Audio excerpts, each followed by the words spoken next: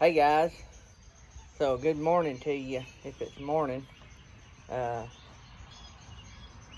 just sitting out here on the back deck listening to the birds and enjoying this beautiful morning and having me a cup of Death Wish coffee, getting the day started off. I just eat breakfast.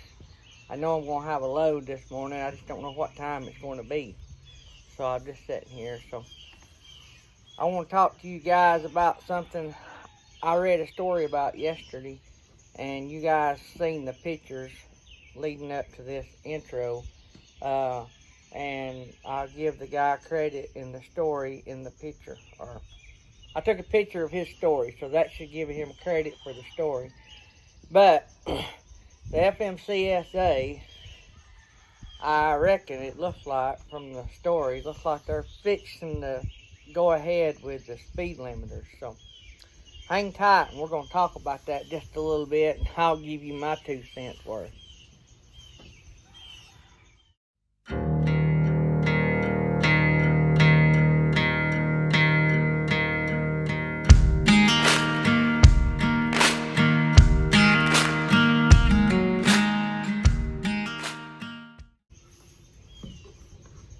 Alright guys, don't forget the links in the description. Beefjerky.com, 10% off. Mytee Products, $10 off, $250. If you're new and you're setting up a trailer, if you're new to hotshotting or trucking and you're setting up a trailer, that's $10 off, because you're going to spend way more than $250 setting up that truck. So they got everything you need: winches, winch bars, straps, chains, binders, ratchet binders, which is what I recommend. It's what I use. And in the link below also, there's a direct link to the winch bar that I use and love. It's perfect if you're going to be a hot shotter or trailers are lower. Got a video about that. You can go back and watch it. I think it's called the Perfect Winch Bar or something like that. But anyway, if I think about it, I'll click it or put it in the box somewhere. But anyway, don't forget the Mytee Product giveaway video. Go back and watch it and get entered to win the giveaway there. So thanks to our buddies over at Mytee for helping us set that up. So, alright guys, speed limiters. It's going to plug in. Don't know how it's going to work yet, because the guys that have to plug in your ELDs now, looks like we're going to have to plug in a speed limiter. Like I said, I don't know how it's going to work, but I see it coming down the chain. You guys can pull that story up. You can look at the picture, see where I got it from. I think it's FMCSA News or something like that. I had heard about it, and I just done a search. I think I searched it on Facebook and found that. But you guys can look that up and read more about it yourself. How does that affect hotshot trucking? And that's mainly, if you're new to the channel, that's mainly the news you're going to hear here, and the tips you're going to hear here is hotshot, how it pertains to hotshot, because that's what we do. We hotshot truck. So, and yes, according to the FMCSA, we are truckers. We don't drive semis, but we drive commercial trucks. If you haul hotshot, your Class A and all that, you'll have to have your own MC numbers. You cross state lines, you'll have to have IFTA stickers, just like semis. The only difference between hot shotters and semi-haulers is the amount of weight that we can haul. So, like me, I carry a Class A license. I grew up in a truck, and trucking runs deep in my family. My dad run dump trucks and stuff. My uncle was a semi driver. My stepmom's grandpa drove a semi up until his 80s, I think. I think he bought a brand new truck when he was 70, in that range. But anyway, and then on my mama's side, I've told you the story about her uncle that got killed. He lost his brakes going off the mountain, and rather than hit the traffic, he moved into the ditch. I talk about that in one of my videos 2 or 3 back about, I can't even think of the title of the video, but anyway, I talk about that anyway.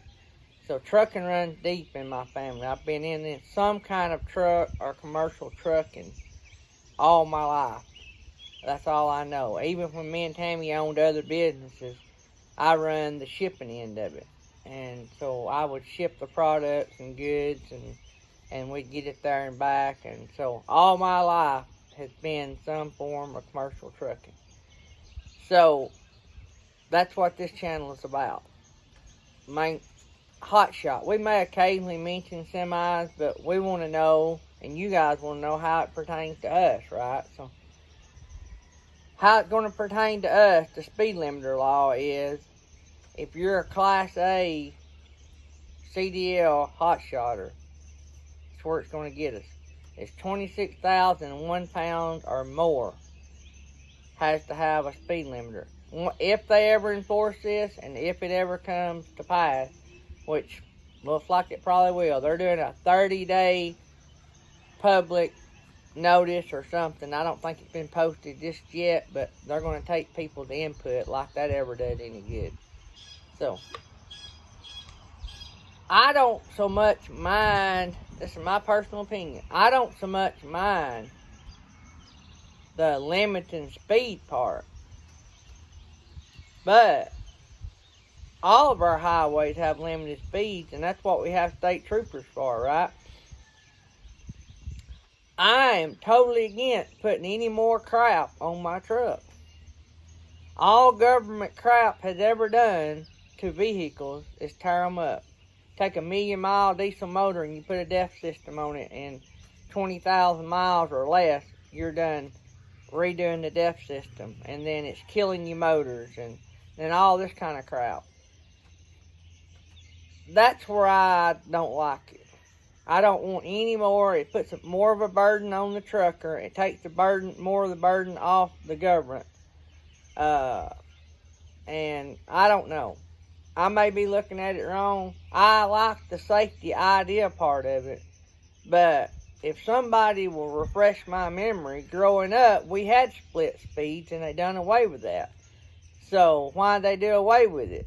It wasn't safe to have trucks running slower than cars.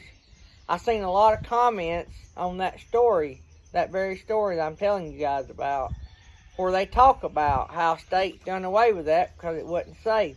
So there's idiots that drive semis, there's idiots that drive cars. Neither should have a license. I don't think putting more of a financial burden on all truckers, hotshot, commercial drivers, semis, that's about as wrong as giving one group of people a tax break and not another group of people. If you're going to give a tax break, give it across the board. If you're going to pay off student loans, pay off my truck. That's just the way I see it. If you disagree, that's okay. We can still all be friends and disagree. That's just my thoughts on it. So, that's my thoughts on it. You guys can tell me in the comments below what your thoughts is on it. But, you know me, I always talk about inspecting the truck, inspect the trailer, inspect your equipment. So safety is a big thing. And if all that was about was safety, it might be alright, but it's going to cost us money, it's going to cost us headache, it's going to start interfering. And I don't even know yet, you guys may know. I guess the ELDs will have a built-in speed limiter, I guess. I don't know.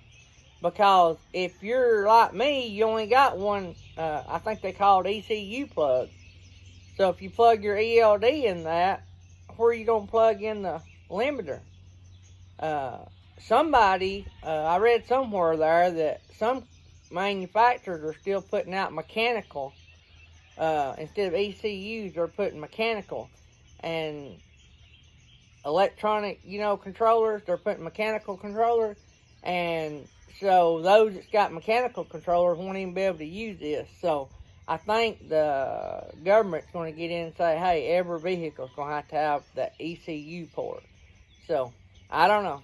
I guess we'll see, but I'm against it only for the cost it's going to place on the hotshot drivers especially. I'm against it for anything we add to our trucks. It's just more of a headache, chance of something going wrong. And what are we paying state troopers for to run up and down the road if we're not going to let them do their job? So, if a guy is speeding recklessly, they need to be finding that now. I know there's not enough state troopers, they say, but I think there comes a time when you regulated an industry enough. There's probably not an industry regulated more than trucking. And you don't believe that, you don't see check stations where, like for instance, doctors, they're not checked. They don't have the potential of being checked or inspected every day. Every day we do our job, we go by a law enforcement officer that can inspect our truck, or we go by a set of scales to inspect our truck. Just me alone, no longer than I've been doing it, I've probably been inspected more than most doctors or professionals have been tested about their skill or their profession. I mean, it ain't right. Doctors can kill people, and truckers can kill people, regular drivers can kill people, and if we want to talk safety, let's start making these guys that are driving these big Class A motor homes get some kind of testing before they get out on the road. It's not about safety, guys. It's about money. That's my feeling about it. If I thought it was all safety, y'all know I'd be all on board, but I'm down on this.